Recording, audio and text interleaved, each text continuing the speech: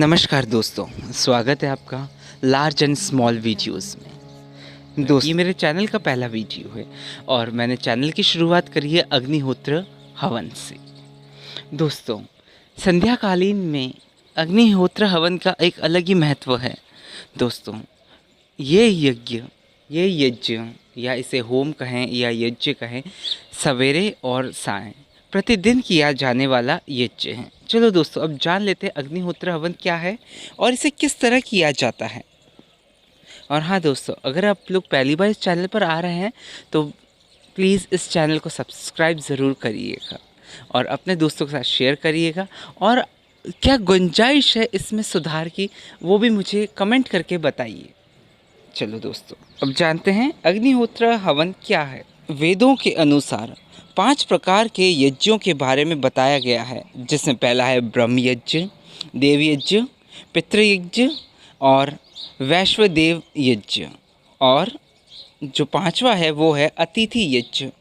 इसमें से देव यज्ञ जो सत्संग या अग्निहोत्र से कर्म के द्वारा होता है।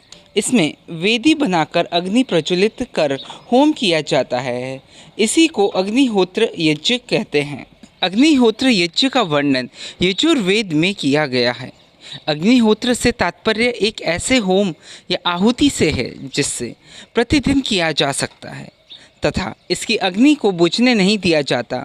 महाभारत अश्वमेध के अंतर्गत अध्याय 92 में अग्निहोत्र की महानता का वर्णन किया गया है। इस यज्ञ में व्यक्ति आहुति देकर भगवान की उपासना करते हैं। इस यज्ञ के बारे में वेदों में भी बताया गया है। इस यज्ञ को करने से देव ऋण चुकता है। यह यज्ञ आपातकालीन स्थिति के लिए ही नहीं बल्कि प्रतिदिन करने के लिए भी उपयुक्त है।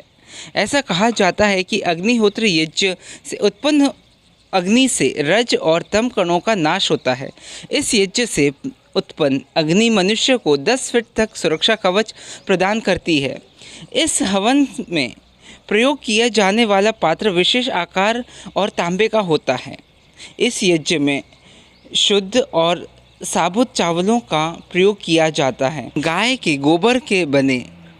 के गोबर से बने उपलों का प्रयोग किया जाता है। दोस्तों, मैं अपने गाँव आया हूँ और हमारे गाँव में ज़्यादातर जो यज्ञ वगैरह होते हैं वो इसी तरीके के बर्तन पात्र में लोग करते हैं। अगर जिनके पास में बेसिकली सारी चीज़ें नहीं अवेलेबल हो पाती हैं तो वो कोलू का मिट्टी के बने हुए बर्तन पर ही इस तरह से यज्ञ करते हैं। ठीक है, तो मैं भी उस तरीके से यज्ञ कर रहा हूँ। ठीक है, अब विधि क्या है यज्ञ करने की, सबसे पहले जान लेते हैं हम इसकी विधि। इस यज्ञ को करने के लिए सदा पूर्व दिशा की ओर मुख करके बैठना चाहिए। सर्वप्रथम यज्ञ करने वाले पात्र को पूजा स्थल पर रखें। इसके अंदर उपले का एक छोटा टुकड़ा घी लगाकर रखें व इसके आसपास और भी उपले रखें। अब एक छोटे से उपले में घी लगाकर प्रज्वलित करें और उसे उपलों के बीच में रखें। अब विशेष क्या चीज़ें, घी का प्रयोग करें और अग्नि प्रज्वलित करने के लिए मुंह से फूंक ना दें, क्योंकि मुंह से फूंक दोगे तो वो जो इसका विधि विधान तरीका है वो नष्ट हो जाएगा। इस प्रक्रिया के दौरान अनेक मंत्रों का उच्चारण किया जाता है, जैसे अचानक करने के लिए ईश्वर की स्तुति के मंत्र है, दीपक जलाने का मंत्र है, अग्नि प्रज्वलित करने का मंत्र है, समिधा रखने का मंत्र है आदि आहुतियों के मंत्र इसमें दिए जाते हैं। इसमें आप आहुतियाँ दे सकते हो, लेकिन मैं केवल इसमें एक ही आहुति देता हूँ।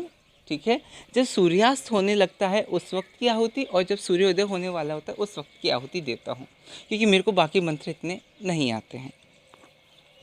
अगर इसके बारे में थोड़ा सा और जानें तो स्नातक काल से देश में यज्ञ की परंपरा रही है। कई सालों तक लोगों ने इसे मात्र एक कर्मकांड मानते रहे, लेकिन आधुनिक रिसर्च और अध्ययन से पता चला है कि अग्निहोत्र यज्ञ मानव स्वास्थ्य के लिए ही वायु, धरती और जल में होने वाले विकारों को दूर कर सकारात्मकता में बदलता है। दैट मीन्स कि वो नकारात्मकता अपने आपके चारों तरफ से हटाकर आपके वहाँ पर सकारात्मकता को प्रज्वलित करता है।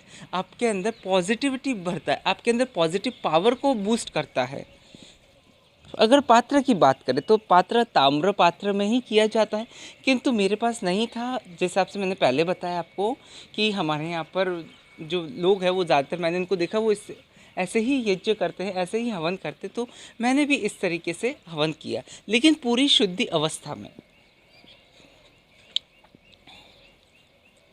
अखंड चावल मतलब कि खड़ा चावल जो बोलते हैं, जैसे आखा चावल बोलते हैं, जैसे बासमती जो राइस होते हैं बिल्कुल खड़ा बासमती राइस होता है, बिल्कुल खड़ा चावल ही चाहिए इसके अंदर आहुति देने के लिए। और गाय का घी जो हमारे घर अवेलेबल था, जो हमारे घर पे मौजूद था, हमने उन चीज़ों का प्रयोग किया इसमें। और गाय के गोबर, वही गाय के गोबर इसमें इस्तेमाल करें जिसमें गाय ना तो प्लास्टिक खाती हो, ना ही कुछ ये आलतू फालतू चीज़ें होती ये ना खाए। कि कौन सी गाय जो केवल चारा खाती हो, हरा चारा खाए, सूखा चारा है, जो भी चीज़ है बस हरी चीज़ें खाए, वो चीज़ें ना खाए जो हम लोग खाते हैं, वो चीज़ें ना खिलाएं गायों को। और उनके बने हुए कंडे ही इस तरह के हवनों में कार्य करते हैं। और सबसे मोस्ट इम्पॉर्टेंट बात है, जब भी हम इसमें आहुति दें तो आहुति देते वक्त हमें हमेशा अपनी जो बैकबोन है, जो रीढ़ की हड्डी, उसे एकदम स्ट्रेट रखनी चाहिए।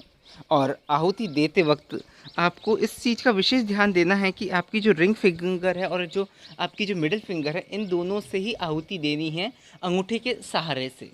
अब अग्निहोत्र मंत्र की अगर बात करें कि इसमें किस आहुति देते वक्त किस मंत्र को बोलना आपके लिए अति आवश्यक है, वो है, अगर आप सूर्योदय के समय कर रहे हैं तो इसका मंत्र है सूर्याय स्वाहा सूर्याय इदम न मम प्रजापते स्वाहा प्रजापते इदम न मम।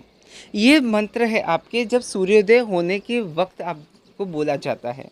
ठीक है, अगर सूर्यास्त के समय आप कर रहे हैं हवन, दैट मीन्स कि आप इवनिंग टाइम में कर रहे हैं, तो इवनिंग टाइम का मंत्र अलग है। वो क्या है?